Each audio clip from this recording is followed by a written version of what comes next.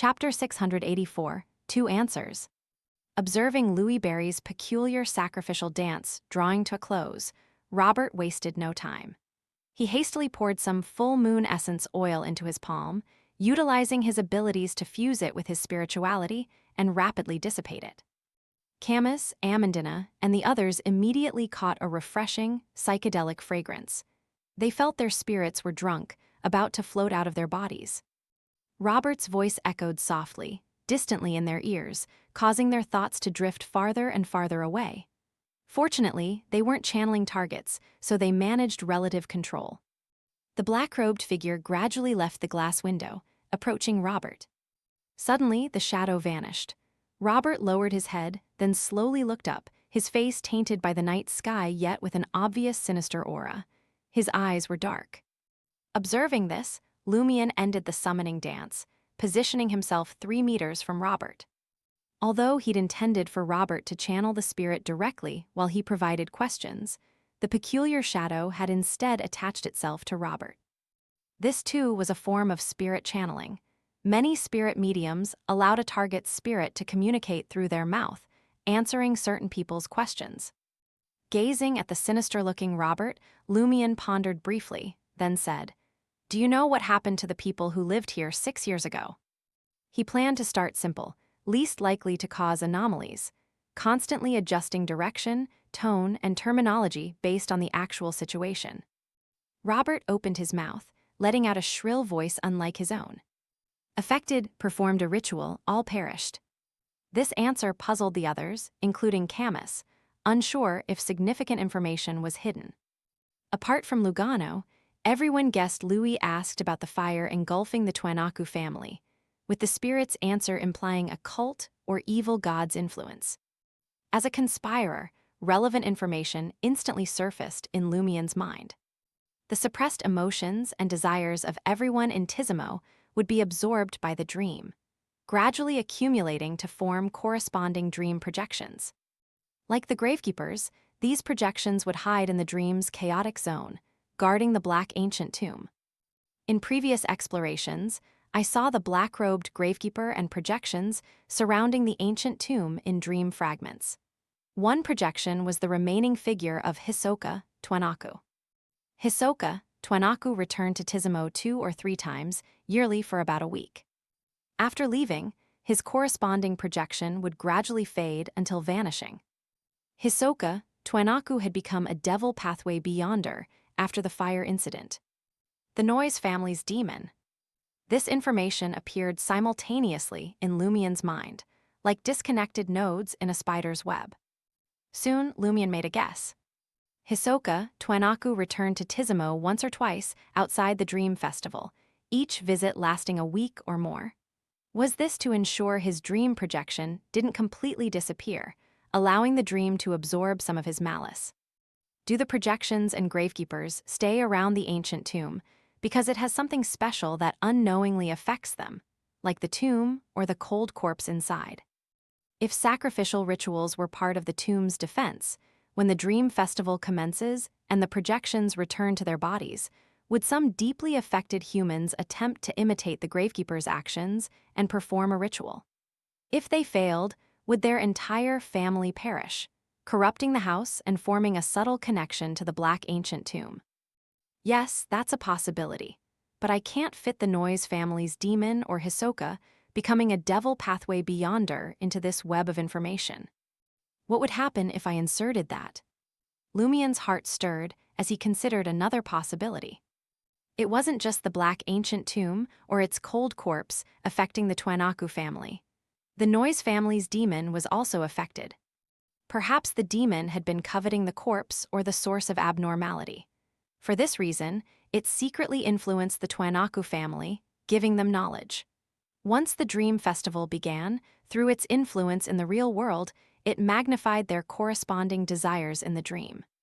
Coupled with the loss of self-control and wild indulgence brought by the Dream Festival, the Twanaku family took the initiative to attempt the sacrificial process from the ritual or dream projection given by the demon, leading to subsequent abnormalities. Had the demon discovered Hisoka's uniqueness and lured him to the devil pathway? Yes, this explains why only the Twenaku family did such a thing when everyone has a dream projection, and why is this house unique enough to allow lucid dreaming. The next crucial task is guarding against the demon. It probably can't participate personally, but its minions would definitely appear.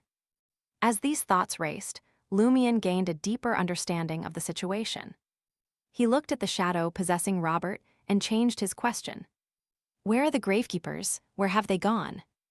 Robert's shadowed face replied shrilly, Dream festival begins, the tomb opens. Need to hide. Need to hide?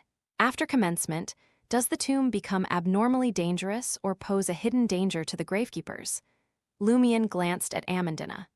This lady, Robert, and Padre Kali arrived at the Black Ancient Tomb during the Dream Festival, easily obtaining powers through contact. Where is this hidden danger? How is it dangerous? And where are the gravekeepers? Something must be amiss. Amandina felt inexplicable fear under Louis Barry's gaze. Her voice trembled as she asked, Is there a problem with this answer? Lumion chuckled. The gravekeepers need to hide. Why didn't you too? Before Amandina could delve deeper, she saw Robert's cold, dark face contoured in agony. Seeing this, Lumion sighed, End the spirit channeling. If it continued, something would happen to Robert. Robert retained complete autonomy and a certain mobility level. He immediately uttered 2 words in ancient Hermes to make the spirit leave his body. The shadow attached to him remained unresponsive, and the agony on his face intensified. Slowly, Robert drew a dagger and stabbed his finger. Drops of bright red blood, mixed with his spirit medium spirituality, sprayed towards the window like bead chains. While doing so, Robert bellowed in ancient Hermes, Leave. The black-robed shadow detached from Robert's body, chasing after the blood and vanishing from the glass window. Witnessing this, Lumion retracted his consciousness from his right hand, no longer preparing any snorting. He breathed a relieved sigh and said to Camus, Amandina, and the others, Wait for me on the 2nd floor. What now? Amandina muttered, turning to head downstairs. In just over 10 seconds, silence returned to the 3rd floor.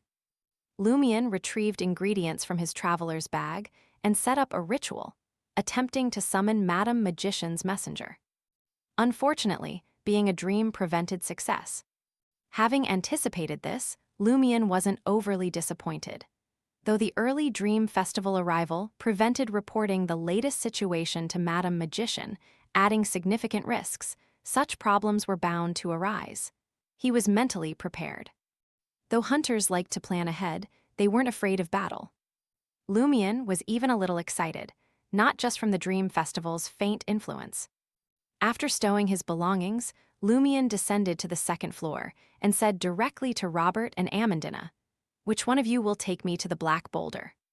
He had analyzed their situations, realizing that Amandina, Robert, and Padre Kali had easily arrived at the Black Ancient Tomb and obtained powers, all led by those who had touched it. Of course, they shared more than one thing in common. Robert fell silent, wanting to say, Didn't you promise to let me go after helping? But not daring. Amandina glanced at the silent Robert, pursed her lips, and said to Lumion, Me. Then, she added, I want to see if I can obtain more superpowers. Lumion nodded and told Robert, You may leave. Robert glanced at Lumion, then Amandina. Without a word, he walked out of Twenaku's house. Gosh, he might think I brought you to the cathedral to deal with Padre Kali and embarrass him. Gosh, I was the one who brought you there, Amandina exclaimed after Robert left. Rhea, who had already picked up most arrows, earnestly consoled her, But you purified the cathedral for God. Praise the sun. Amandina spread her arms as well. Praise the sun. After their exchange, Lumion said to Camus and Rhea, Next, I'm going to the Black Ancient Tomb. It's up to you to decide if you want to go. Lugano tried to speak, but Lumion interrupted with a smile. You must go. Lugano shut his mouth. Camus and Rhea exchanged glances and spoke in unison. I'm coming too. Lumion didn't persuade them, simply nodding. Then let's set off now.